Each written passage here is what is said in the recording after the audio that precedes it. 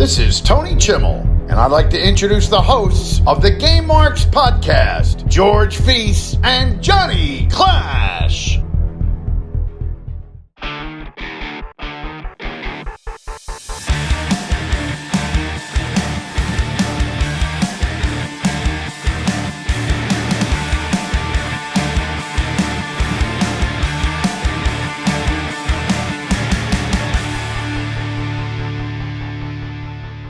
Welcome to the Game Marks podcast, where each and every week we take a deep dive into the good, the bad, and the awesome of wrestling video games. I'm the man they call Johnny Clash. Oh, look at you with your fancy glasses. And I am George Feis, and today we are playing UFC 2009 Undisputed. How is this game going to hold up? Is it going to get a play it forever? Woo! Or a future endeavor? We also discuss realism versus arcadey game mechanics, Gameboree, and a whole lot more. And please subscribe and leave a 5-star review for this podcast on Apple Podcasts or Spotify or wherever you choose to listen, and follow us on all forms of social media at GameMarksPod. And don't forget, you can get this episode early and ad-free on patreon.com/GameMarksPod, along with the show notes, Discord access, live recordings, giveaways, and a whole lot more.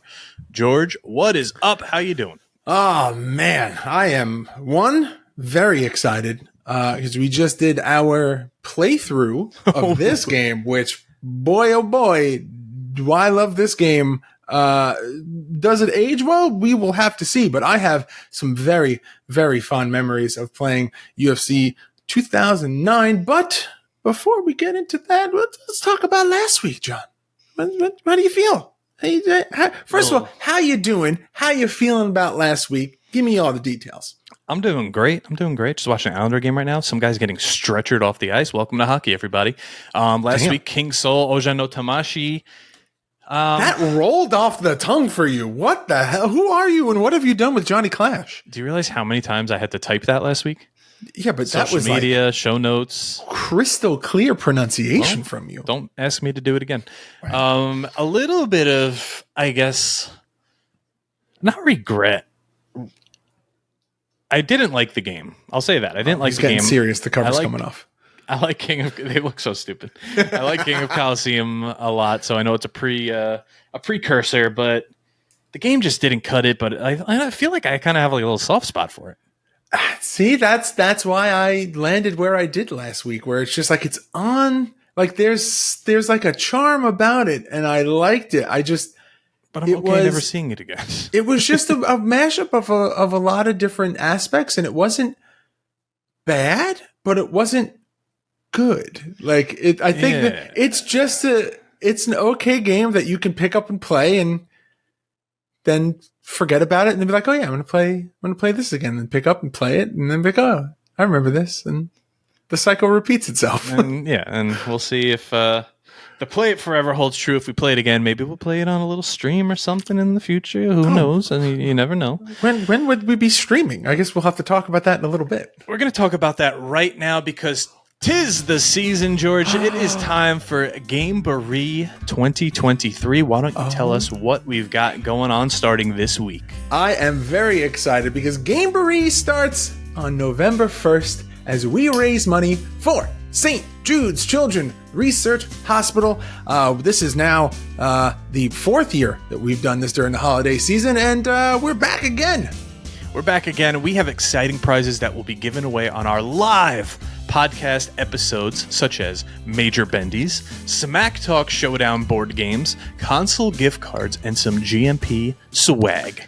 Now, there will also be some raffles that were going to help us raise even more money for this great cause, like a Kurt Angle signed jersey, an NWA Always Ready signed turnbuckle pad, and a WWE book signed by over 30 superstars. Ooh-wee. Head on over to GameMarksPod.com/donate or find the GoFundMe link on our social media to enter and help our cause this holiday season. Gameboree. Step up, do good, make a difference. I cannot wait. We are going to start next week's podcast. We'll be live at 8 o'clock. We'll say like 8 o'clock ish. We're going live on the YouTube? On the YouTube. On the YouTubes? I think maybe we'll throw in some perks that you guys could unlock throughout the episode, make us do certain things, all in the name of donating to St. Jude. And at the end of the episode, a winner will be chosen, and one of these prizes will be given out. We can't do any of this without our sponsors: Best Batch Promotions, no way. Major Bendy, Smack Talk Showdown, the Run-In Podcast, What the World Watch Podcast, and there's another donor who wants to remain nameless. He just wants to be known as Jeff, who donated 2 of those raffle prizes, and we cannot thank him enough as well. He'll be getting a nice swag pack coming his way. Absolutely. Now, last year during the live episode recording, we had some crazy perks that you could incentivize us to do during the episode with donations to St. Jude's. Like we would have to do talking in a high-pitched voice for a minute, which was chaotic. We would have to cut a promo on each other. There was start the episode over from the beginning. Oh my God, we are not doing that one again. And then just end the episode wherever we are. All of those are of varying monetary donation amounts, but those were some of the things that we did last year. I'm sure some of those will return. I'm sure we'll come up with some other ones that'll just make these live recordings for the next 2 months utter and total chaos. But that's part of the fun, part of the charm, and part of the reason that we love doing Gameboree each and every year. So is the tattoo still on the board? If we raise $10,000, we each get a GMP tattoo? So I think we said last year, We'll just and I believe that this was your doing, cumulatively, once we hit 10,000 of all of the years that we've been doing. No. That's what you said last year. I didn't. You said, once we just hit 10, we're just going to do it. But that's still on the table. 10. So what is it? If we hit 10,000 in a single Gameboree event? Yeah. So between next week and January 1st. We'll get tattoos. We'll do it. It's for a good cause. But all right, Gameboree, I'm excited. I'm also excited for this game here. But what have you been playing this week? Anything cool? Anything good? Fortnite still. I'm so just obsessed at this point. I feel Yeah. like it's 2018 again, or 17, whatever it was. Still playing Counter-Strike. Still playing Rocket League. Playing a little Fire Pro. You know what we didn't talk about? What? Well, because it kind of just happened. TNA is back. Oh, does that mean that we may get cross the line too? I hope not, because it'll just be another Fight Forever somewhere in the graveyard. But oh my goodness, the best thing to happen to wrestling since the first TNA. So I'm very excited for that. It's a full like relaunch of original TNA with everything but the 6-sided ring. Pretty much. I mean, they're just rebranding back to TNA. You think they're going to have the old stage and stuff? I have some details that you'll just have to see what they're going to do. Ooh, all right. Personal opinion. Do you like the video board that they have now, or do you like the old setup with the ramp and the? I like the double-sided setup. Okay. Where it was heels come out this side. Yeah. Not like AEW's, they're on a stage, but where they're complete opposite sides of the arena, which I'm sure was a nightmare to call a match and go over it with your opponent before the match. But oh yeah, I didn't even think about that. Yeah, you have to like traverse the entire arena just to go back from one end to the other. Yeah, probably not fun, but that's like the arena that I watched actual Impact in. Like I was in that Impact zone. I watched Chris Candido's like last ever performance. You know, like that's my nostalgia right there. I want that back. But I don't know, who knows? Hey, I don't think anyone ever thought the TNA was going to be making a comeback, even just in name. So sky's the limit. Maybe we get some little more. Are you just going to be throwing on your frame covers on and off for that, just to make an emphasis on every? You know what? They like increase the vision. Like I see it when it's on, so I have to like take it off every once in a while. Like I see the white around. Oh, because Oh yeah, because it's just hollow in the middle. There's no lenses in there. Yeah, I'm calling it now. At the end of the episode, he's going to do game over. Throw him on his face. Well, I'm Marks. not gonna do that. I knew you were going to do it anyway. But now I think it's time to head on over to one of our favorite games. We just had so much fun playing this. We're getting in the octagon, John. It's time to take the deep dive into UFC 2009 Undisputed.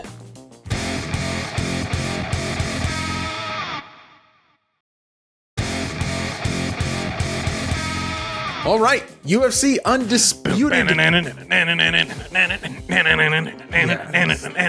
Just saying the words made it already pop into my head. Yeah, it's so good. Such a great theme song. UFC Undisputed 2009, released May 19th, 2009 for the PS3 and the Xbox 360, published by THQ, developed by Yuke's. If only we had played other games that these two companies developed. Man, other games in 2009 in the wrestling combat sports world. You've got TNA Wrestling for the iOS, WWE Legends of WrestleMania, and WWE SmackDown vs. Raw 2010. Crazy. This is under THQ and Yuke's. Like every SmackDown vs. Raw, whatever we've played up until then. I believe there was a little bit of a lawsuit or a rift with them and WWE because it was so similar. It's kind of the same niche without being the same niche, you know? Yeah. If you play the game, it is visually similar to the other THQ games, in my opinion. Yeah, and that's really like the Brock Lesnar model looks like he could be dropped into the SmackDown vs. Raw series at any point.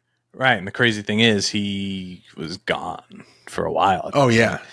But it is the first game to be released under the THQ agreement, which came in 2007 with the UFC.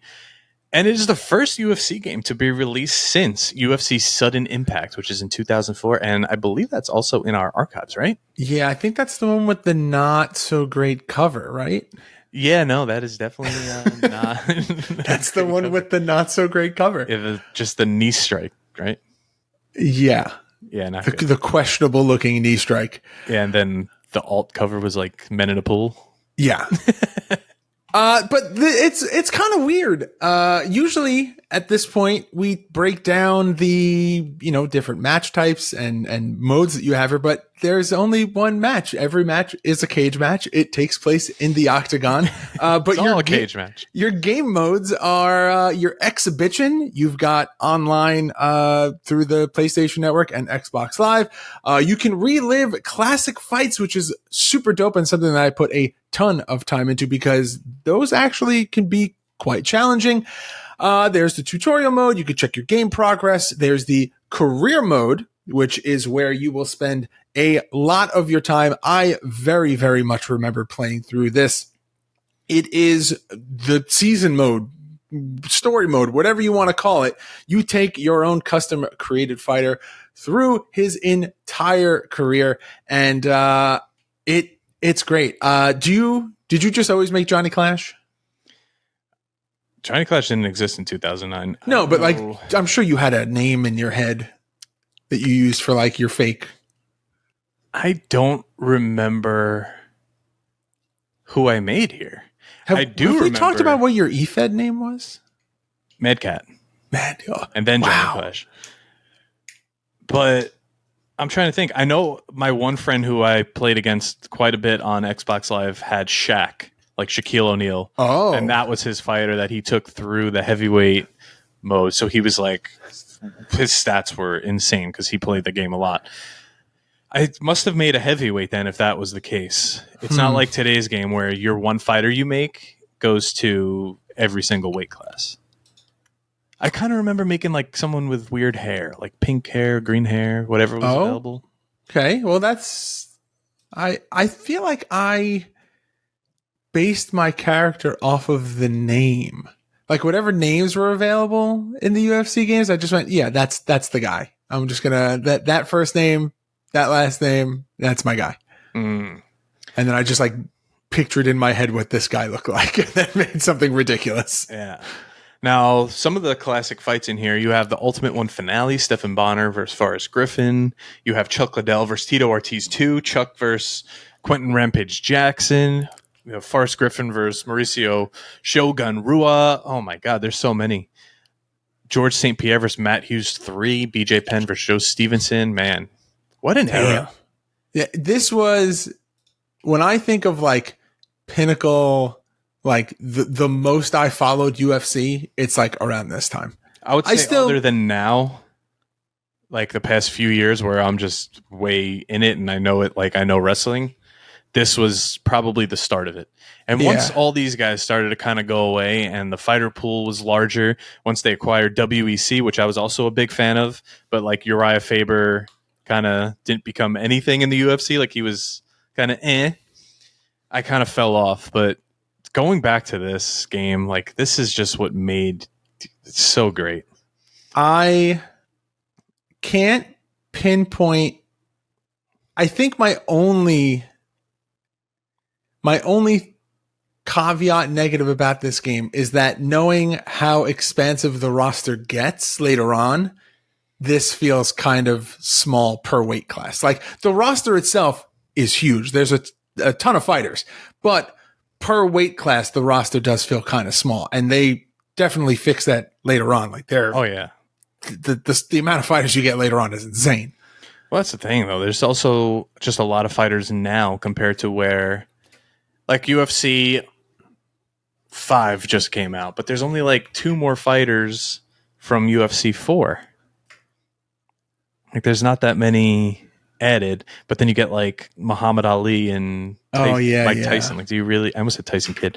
Like, do you really need those guys? Like, I'd rather maybe some fighters that aren't on there. Yeah, and I haven't played the last couple, but do they do like I guess to equate it to like a wrestling thing, do they have like a Legends roster? It's not really a Legends roster. They're just on the roster. Okay. But there's a sizable amount that like makes it. Yeah. I mean, you get like Ronda Rousey. You get, they're just in there. Like, cause these guys, like even CM Punk was in the last one, but he hadn't fight in years, but that's because he's still under UFC contract. So I'm actually curious to know if he's in the current game that just came out, but who knows? Oh. But your creative fighters, they do have some fighting styles here. You get to pick 2. They're boxing, kickboxing, Muay Thai, and then the grappling. There's BJJ, there's judo, and there's wrestling. What was your style? I always go kickboxing, even today, and like I guess just jiu-jitsu because you need some sort of ground game. Yep. But the bulk of the career here is done in like a calendar screen where you pick your fight. You talk to Joe Silva, who offers you the fight, which is a nice blast from the past name. And then once you accept the fight, your calendar fills up with kind of training camps and can't be in the same training camp as the other guy. And your stamina goes up and down. See, this is what always annoyed me. The camps are just too much. Like even in sports games, say NHL or Madden, when you used to have to do the trainings like once every month, you used to have to like throw the football into the circles. Yeah. You couldn't skip it. That was just obnoxious. Now you can skip it. In this UFC game, I don't remember if you could skip those, but I remember just being annoyed at how long it took you to get to a fight. Yeah, that was my big thing too. And that's, again, like you said, for most of the like career style games. Yeah. Anytime that there's like, I understand which is great. The necessity of it. Like, yeah, you got to raise your stats a little bit, but not everything needs to be a mini game. Yeah, I mean, listen, it was what it was. It's light years ahead from where the last UFC games were. UFC was pretty much on the up and up here, as high as it was before, like now, where it's just a staple in sports. So it was nice to see a good game come out of there for once. And playing this one back this week, man, memories, and it's just so much fun.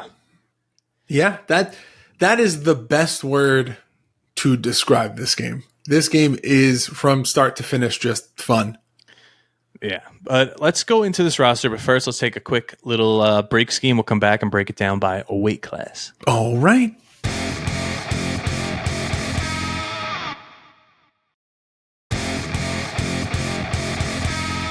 All right. Do you want me to kick us off? You want to kick us off? What do you want to do? Kick us off. We'll go every other.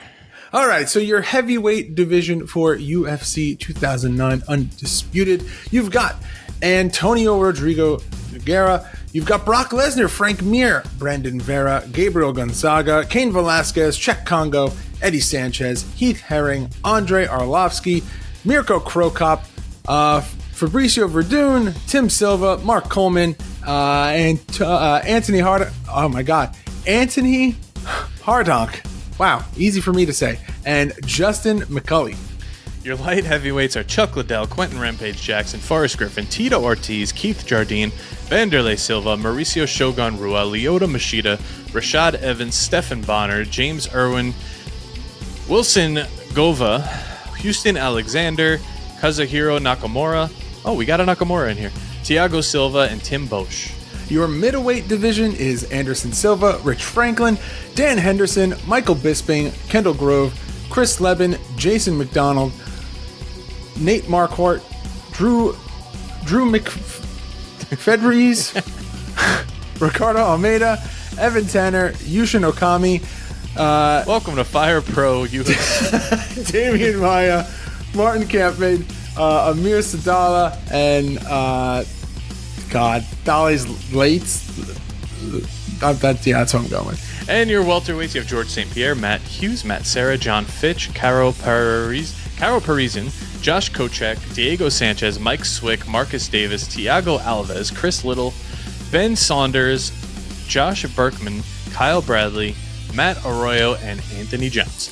And your lightweight division, you've got BJ Penn, Sean Shirk, Kenny Florian, Roger Huerta, Joe Stevenson, Mac Danzig, Nate Diaz, Spencer Fishing, Tyson Griffin, Gray Maynard, Thiago Tavares, Joe Lausen, Rich Clementi, Mark Bakic, Herman Frankie Edgar, and Efrain Escuerdo. Crazy to see, no Nick Diaz. Crazy Yeah. Connor yet. No women Connor at all. There was no women in the UFC for a while. Yeah. The featherweights aren't there. The bantamweights aren't there. Wild, right? It's the scope of Ultimate Fighting between 2009 and today is so vastly more expansive. It covers, like you said earlier, it's just a staple in sports now. It's not like this niche kind of thing that only you and a couple of your friends watch. This is playing in sports bars when there's fights. There's a huge following now, and there's so many more people that are invested and interested and want to talk about it.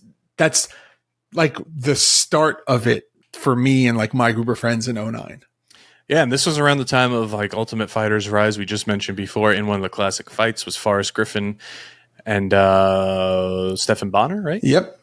And this was also around the time of Rampage Jackson and Rashad Evans' season, which I honestly, for me, that might have been what made me fall absolutely in love with this sport even more. That was one of the craziest seasons I have gone back and watched since, and it's just hilarious and funny. And it's crazy to think the Ultimate Fighter. And it's crazy to think of the amount of crossovers of fighters from the UFC that have done things in wrestling. Obviously the biggest one, the most familiar one is Brock Lesnar, but Tito Ortiz did some stuff in TNA. Rampage did stuff in TNA. Cain Velasquez was in WWE. The Mysterios. That was so random. I forgot that even happened. Against Brock. Against Brock. That's pretty funny. It's crazy. Yeah. Look at Ronda Rousey. Even her whole career started and finished, thankfully, in after this time slot. Oh, man. Well, you want to get into this iconic cover art here? Yes, sir. So this was the guy. Yeah. You could not love Forrest Griffin back then. And there he is, bloodied up, front and Sarah. See what I did there? I didn't even mean to do that. Front and Matt Serra in the octagon with the UFC 2009 Undisputed logo. It's kind of on par with the rest of their artwork from the other games, just updated.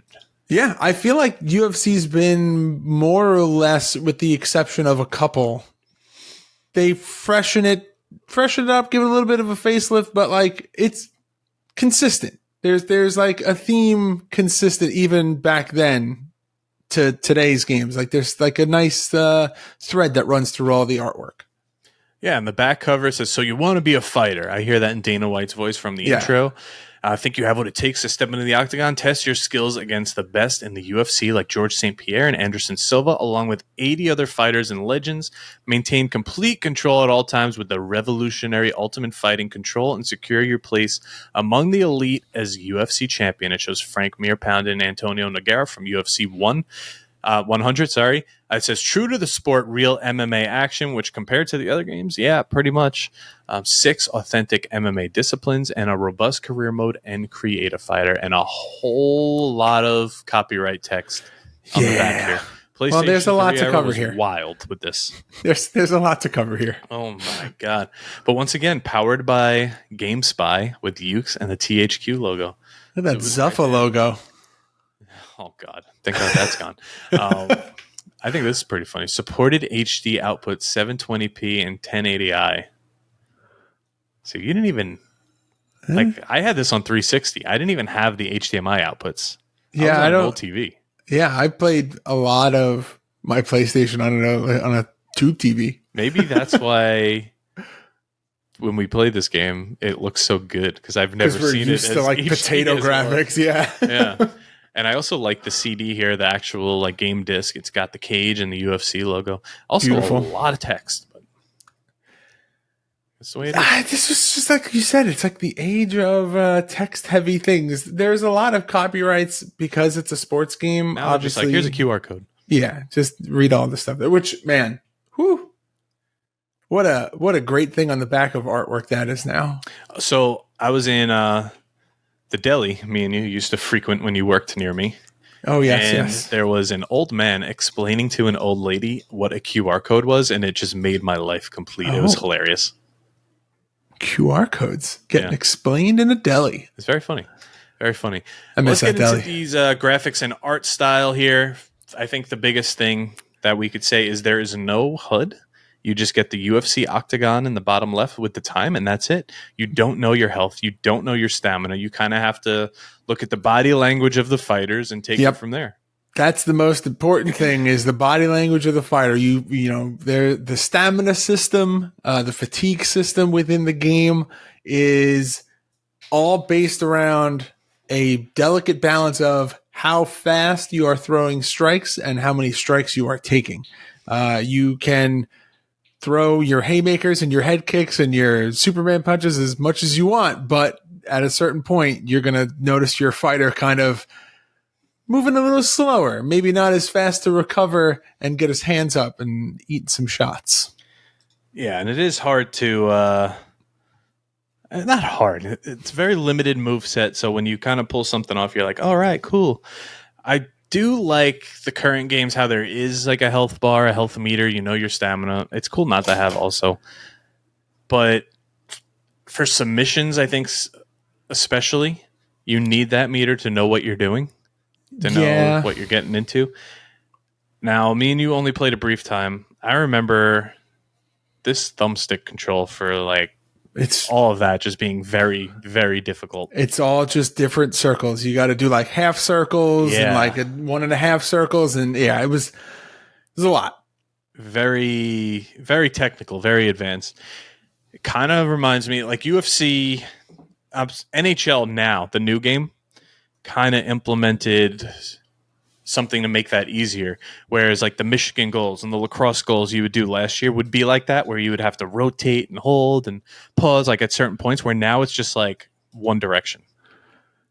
Yeah. Oh. Yeah. Like it's just so easy to do now, which UFC kind of did also. I'm trying to think of the last UFC game that I played. Oh man. I haven't really missed many, to be honest. Yeah. Oh, man, I got to look up. UFC Undisputed 3 was the first one I played in a while because it was free on Game Pass. And then 4 came out. I bought it, But now I think I'm going to wait for 5 because it doesn't look so hot. But I do think like this one's like so true to fight. Like what? Okay, we always judge the crowd really hard and like the people outside, like the cameramen and stuff. They're not perfect, but everyone's in position. The announcers are right there. Joe Rogan and Mike Goldberg are right there. The cameramen are where they're supposed to be. The referees are out there. The cut men are out there. The tap out crew. Oh yeah, Everyone's there. So even if the crowd isn't that great, it's like it's different than a wrestling crowd because they don't have to be on their feet the whole time cheering. They don't have to really react as much. Yeah, and the sound cues really are what sell the crowd in UFC games. Yeah. And in UFC in general, the how the crowd reacts really like sets the mood and like gets the energy going. The last UFC game that I played was UFC Undisputed 3. Because that's the last game before Ronda and Connor? No, that's Anderson Undisputed Silva. 3, sorry. Yeah, so that's the last one before it goes to EA. Oh boy. And then I didn't play any of the EA games and I haven't played a UFC since. Now I'm seeing here some screenshots where there is a health bar. Was this something you could turn on and off? Maybe. Or was that the next game you could do that? To my knowledge, this is not... That was not a feature that was in... I'm seeing it in some screenshots, though. Huh. It might have been something you could turn on. We didn't use it. I mean, you don't really need it, to be honest. No, and I'm very used to playing UFC games without. I think I would more want like that submission bar I was talking about. Yeah. But one of my favorite features about this game is that you can just land a knockout from anywhere. Any point. I specifically remember starting an online match because I used to love playing this game online. Sometimes I was really bad. Sometimes I was really good. In this case, the match started. I was BJ Penn. I know I was BJ Penn. Don't remember who I was against. The guy ran at me. I hit a spinning back fist. Lights out. Game over. Mouthpiece on the ground. And that was, to this day, one of my fondest online gaming experiences ever. Ooh, that's a hell of a... Just a spin, boop, done. I feel like that has always been like my favorite part about like UFC games is that mouthpiece is on the ground. It's game over. Just the fact that because it's true in real life in UFC. Like all it takes is one good shot that turns the tide of an entire fight. Right, which Kamaru Usman, right? Jorge Masvidal. Could not get more accurate references if you tried. That's it. It is, and it goes the other way too. You can have someone that, goes the distance that is just getting pummeled the entire time. And then at the last second hits a shot, changes the tide of the match, or like misses a shot and gets caught with something and just get rocked. That's something in the new UFC games that I feel like is kind of missing. You could do it, but it's very hard to do. You get rocked, but then if your health regenerates, you get back really quickly. Yeah. So I kind of like having this feature where it's just, nope, you're out. See, I feel like that's one of the things that wouldn't, because I'm like, oh, maybe after playing this, maybe I'll give the new ones a shot. But if it's got a lineage to live up to. Well, if you get that Xbox that you were talking about, you can go back and we could actually play 4 whenever you want. I may be joining the Xbox group, ladies and gentlemen. Yeah. Do you know what my favorite part of the Xbox is? Is it? Did you know? Did you know?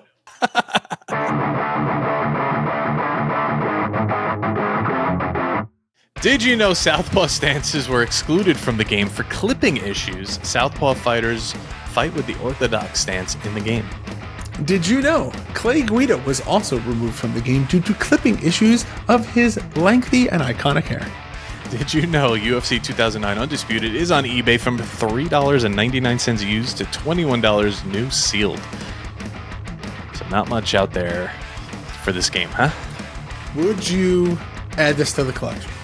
I mean, it's been in my collection. I sold it, so I don't. No, but I mean, would you like We go through this every time. I don't have a collection, so I don't even have anything to play that on. But if the game just fell into your lap, would you be like, eh? If someone gave it to me, sure. Okay. But no, otherwise, no. Speaking of that, Clay Guida, little fun fact. Apparently, there was a rumor that Dana White offered him like $10,000 to cut his hair to be in the game. Oh, I do remember no. hearing that. He said no, but then he said later on that like he was hurt that he wasn't in the game and nobody asked him to do anything about it. He would have cut his hair for the game. Oh. I guess he's a gamer or something, not just a Geico caveman. But the Ultimate Fighter Season 8 winners, Ryan Bader and Efren Escurdo, formerly available only through the exclusive pre-order from GameStop, were made available on the PS and the Xbox Store on September 10th, 2009. So that is not long after the game comes out, and you're already getting... They always do this. Like, they did that with Brock Lesnar last game. Yep. There's no point in the pre-order bonuses anymore. And a sequel, UFC Undisputed 10, was released on May 25th, 2010. That's Brock on the cover.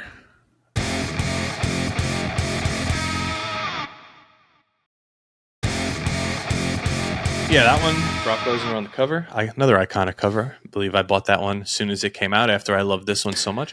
I talked about midnight releases on Clash and Burn this week, so go back. By the way, guys, go listen to Clash and Burn. Listen to Clash and Burn. My new show, my new solo show. George isn't there, which makes John so happy. But I was talking about midnight releases and how Gears of War 2, like I remember lining up. Like this is also a game that was part of like that same era where I remember buying, this whole time I thought this was on the 360 in my collection. This was on the PS3. This was one of the first games I bought for PS3 because I remember having a Best Buy gift card. And I remember going to Best Buy and saying, okay, I could either buy UFC right now with, I believe, The Evil Dead, The Boondock Saints, all on Blu-ray. Or I could buy every Resident Evil movie on Blu-ray. And I opted to go with this. Rightfully so. And you went with every single Resident Evil movie. No. Have you seen every single Resident Evil movie? At this point, not the latest ones, but at that point, probably, yeah. Maybe like one or two missing. It's a good rewatch. You should... It's also good that I didn't buy every single one of them on Blu-ray because the other day I wanted to watch Fight Club and I had to pay $2.99 to rent it, even though I have it on Blu-ray. I own it on Blu-ray and a DVD, and I couldn't watch either of them. Wait, oh yeah, because I was going to say you don't have the Series X, you have the S. S, yeah. But anyway, let's get into these ratings and reviews here for UFC 2009 Undisputed. Metacritic on the PS3 with an 84 out of 100. On the 360, an 83 out of 100. Don't really know the difference there. Edge gives this game, not Adam Copeland, the publication Edge gives this 7 out of 10 on the 360. What do you think Adam Copeland would rate this game? I don't know. Eurogamer gives a 360 an 8 out of 10. Famitsu with a 33 out of 40 on both consoles. Game Informer with an 8 out of 10. Game Pro with a 5 out of 5 stars. Game Revolution with a B+. GameSpot with an 8 out of 10. GameSpy with a 4.5 out of 5. Game Trailers with an 8.9 out of 10 only on the PS3. Game Zone with an 8.8 on the PS3 and an 8.5 on the 360. Giant Bomb with a 4 out of 5 stars. IGN with a 7.6 out of 10. Official Xbox Magazine with an 8.5. Official PlayStation Magazine with a 4 out of 5 stars. 411 Mania with a 7.9 out of 10. And Teletext Game Central with a 7 out of 10. Tremendous reviews across the board, especially compared to what the last UFC game that came out for in this timeline was. Some reviews cited the lack of penalty for users who disconnected from online games. There was no kind of, I guess, DNF percentage. I do remember that. No loss. You just kind of, that was it. And everyone knew the trick, like when to unplug also, so it didn't count. It was stupid. Hyper's Daniel Wilkes commended the game for its very deep, intricate fighting system and balanced strikings and ground game. However, he criticized it for being too steep learning curve and very niche appeal. So he either likes it or doesn't like it. It sounds like he's a mixed bag. when you have something as broad as MMA, you like have to do that. Yeah, well, that's the You can't thing just is be that like, that's the B whole is the appeal square, of like, you know? MMA is that it's B is to mixed. punch, It's X is to kick, B is whatever, triangles to grapple. It's like, no, there's like a million things you could do. but could you imagine if I was gonna say, could you imagine if they made a game that was like that? And then I remember that we played the first UFC game. And it's kind of what the first. Everyone was a striker in the first UFC game. Yeah. According to MPD figures, UFC 2009 managed to sell over 1 million units in its first month, which 679,000 of these sales came on the 360, with 334 coming to the PlayStation 3. And by February of 2010, the game sold 3.5 million copies. And now at the 2009 Spike Video Game Awards, this game was named Best Individual Sports Game. And it was also named Best Individual Sports Game at the Video Game Awards. And it appears in the book 1001 Video Games You Must Play Before You Die by general editor Tony Mott. Oh. Which is pretty crazy. So I guess. I wonder how many wrestling games are on there. That's a good question. I would assume like Revenge or No Mercy has to be on there. Yeah. By 2009? Maybe SmackDown vs. Raw or Here Comes the Pain. Maybe. Interesting. But now we heard some really good reviews from the professionals, but it's time for the most important rating of them all. Because right now, George, what is it? It's time to rate the game. The game!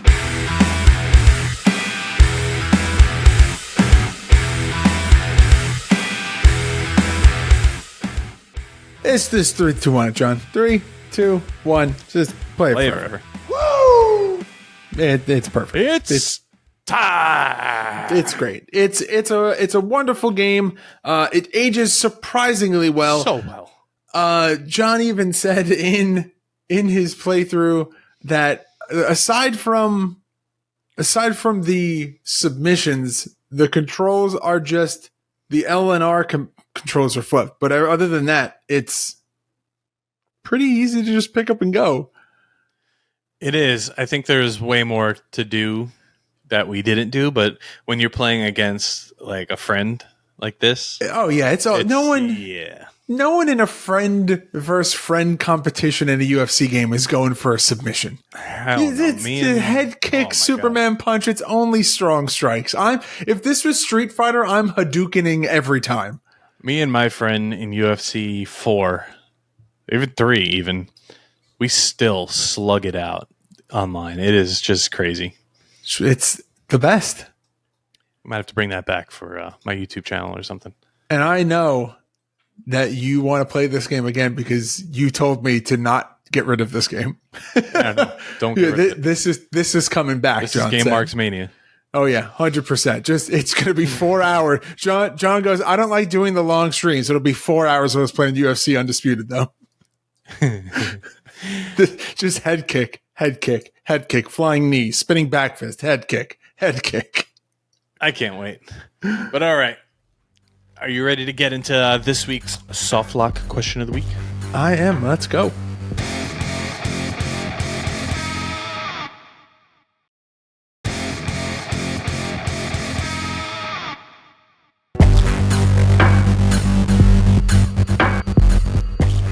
All right, so the soft lock question of the week is where one of our mega marks on our Patreon gives us a topic to debate, a question to answer.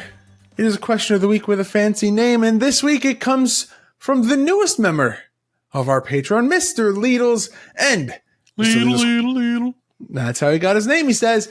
Mr. Leedles' question is, where do you draw the line on realism versus arcadey mechanics in video games, wrestling or otherwise? I think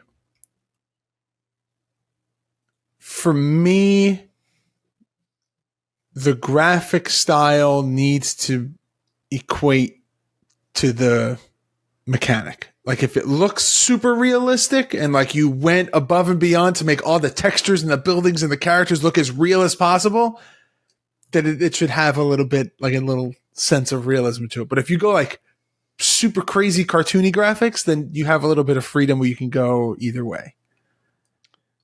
So what you just described was Legends of WrestleMania, which I think is my line. How it's super arcadey feel, but it looks like it should be a SmackDown vs. Raw game. Yeah. And it's just not. I think... but like All Stars, looks cartoony, plays cartoony. Fine, great combination. Man. What about Battlegrounds? Is that just too cartoony all over the board, too arcadey all over the board? You know, I was talking to... Who was I talking to about this? Either me or Swoggle. No, I want to say that it was someone... Like, it was one of my friends who I'm pretty sure doesn't even know that I do this podcast. And it was just like, have you ever heard of a wrestling game? Well, because he's like wishy-washy wrestling fan, but like, he was like, oh, did you ever play this game, Battlegrounds? And originally I thought he was talking about like PUBG. And I was like, like PUBG? He's like, no, it's a wrestling game. He's like, oh, yeah. And he was like, I was thinking about getting it for my kid. You think my kid would like it? I was like, kids, yeah. Oh, and then it like hit. I was like, is that the demographic?